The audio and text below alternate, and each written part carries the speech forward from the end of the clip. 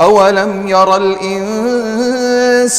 أنا خلقناه من نطفة فإذا هو خصيم مبين وضرب لنا مثلا ونسي خلقه قال من يحيي العظام وهي رميم وضرب لنا مثلا ونسي خلقه قال من يحيي العظام وهي رميم قل يحييها الذي أنشأها أول مرة وهو بكل خلق عليم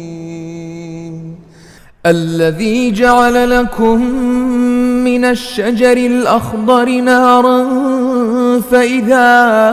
أنتم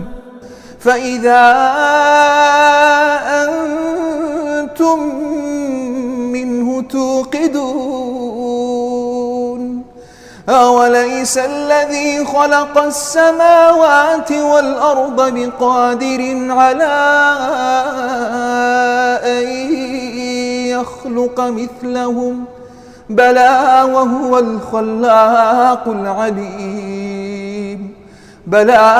الخلاق العليم إنما أمره إذا